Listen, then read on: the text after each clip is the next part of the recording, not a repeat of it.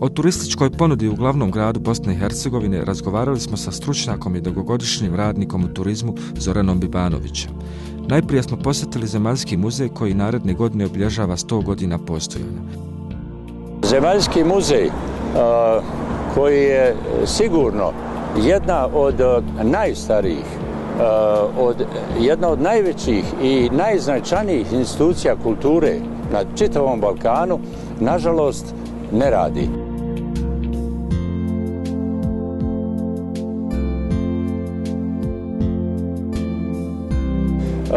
Sarajevo ima problem sa institucijama kulture koje ili ne rade ili rade veoma reducirano radno vrijeme, što je velika šteta za kulturnu prezentaciju naše baštine. 2012. slavimo tačno 100 godina botaničkog vrta koji se nalazi u krugu muzeja, gdje je botaničar Karlo Mali 1912. godine možemo reći napravio jednu fantastičnu zbirku. Dakle, danas botaničku zbirku, danas taj vrt, tu se uzgaja oko 1700 različitih vrsta biljaka. Pored, recimo, arheološke zbirke, muzej posjeduje odjeljenje za prirodne nauke, dakle gdje su i flora i fauna, odjeljenje za etnologiju, veoma bogatu biblioteku sa arhivom i da kažemo po značaju Zemaljskog muzeja kao kulturne institucije, ona mnogostruko prevazilazi grad Sarajevo, Bosnu i Hercegovinu i region.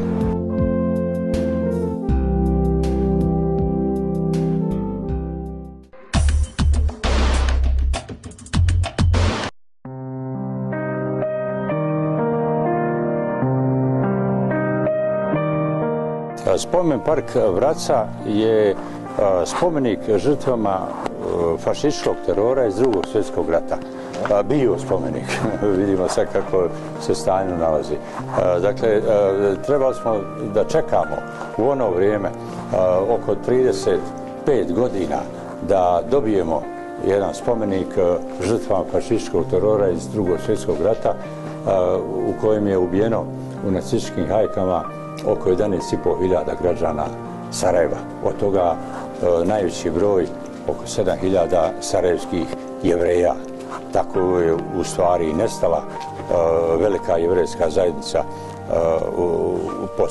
u Drugom svjetskom ratu u Sarajevu. Ovo je stara tvrđava, vojna tvrđava iz austrijskog perioda. Ona je pretvorena u muzejski dio, to je nekada bio muzejski dio. Ovdje su bilo stratište, dakle mjesto gdje su vršila streljanja, masovna streljanja, to je ovdje malo dole niže.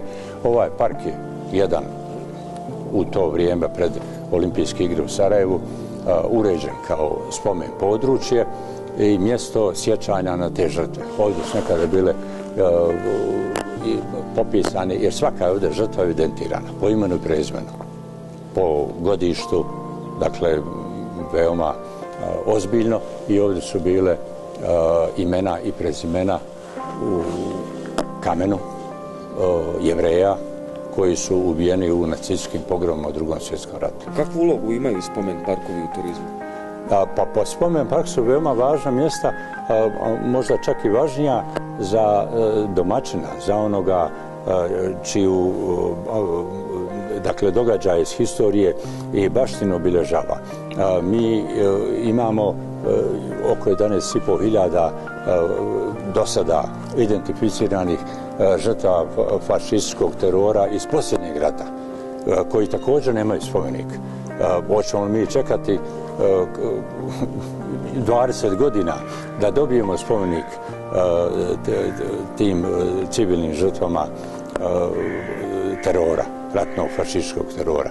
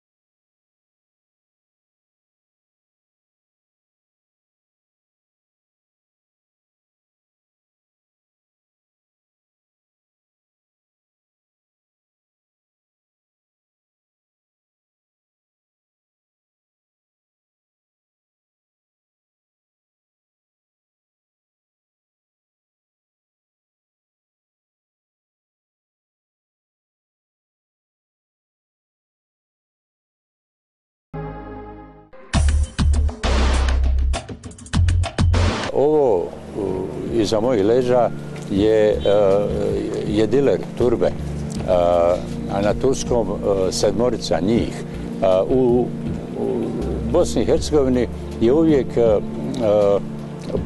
postojala tradicija vjerovanja u dobre ljude, evlije. Mnogo priča ima različitih na kakav način su ti ljudi stradali, ne svi u jednom trenutku, dakle u jednom dužem vremenskom periodu, ali u svakom slučaju ono što je tačno, to je da su oni bili nevini.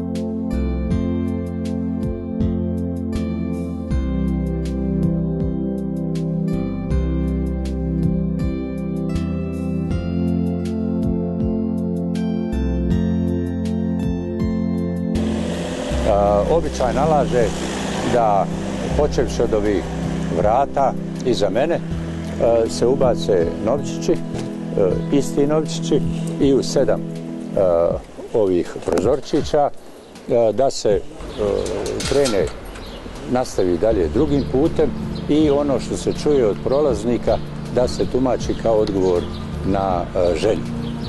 Međutim, stari običaj Sarajlija je jedinstven u svijetu. Mi ne znamo da postoji u svijetu negdje takav običaj kao što je ovdje u Sarajevu. On nalaže da se prošeta ovdje do obližnje crkve, katoličke crkve Svetog Ante, da se i tu da prilog i poželi želja, pomoli Bogu na način koji molilac zna, i dalje da nastavi do stare pravoslavne crkve na Baš Čaršiji, i tu se završava taj ritual. Upravo kulturna baština, priroda i visoke planine, kao i gostoljubljivost ljudi su 3 najznačajnija elementa za razvoj turizma u Bosansko-hercegovačkoj prijestolnici. Dakle, svi turistički vodiči upućuju turiste prilikom prezentiranja grada pješke od 7 braće, od Bakr Babine džamije, dakle trga, pored Franjevačke crkve, Svetog Ante, pored stare pivare Sarajevske, ovom ulicom Franjevačkom, da bi se u Šahinagića ulicom spustili na Vijećnicu.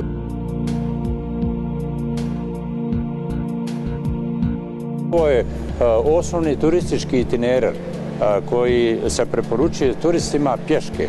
Međutim, taj itinerar vidimo da je potpuno neuređen. Pješaci nemaju mogućnost da prođu kroz ovaj tunel. Vidi se da je trotoar možda 20 centimetara. Saobraćaj ovdje je veoma često vrlo gust. Auta su parkirana često sa obadvije strane ceste. Dakle, ne traži se u turizmu neka posebna staza, neka velika investicija. Traži se samo koridor od 1,5 metra. U Dubrovniku je vidljivo da od najluksuznijih hotela Argentina, Šehrezada, hotel Excelsior i Villa Orsola i tako dalje, dovoljno je 1,5 metar širine koridora da krunisane glave i najbogatiji gosti bezbjedno dođu do stare jezgre grada. Isto to je neophodno uraditi u Sarajevu.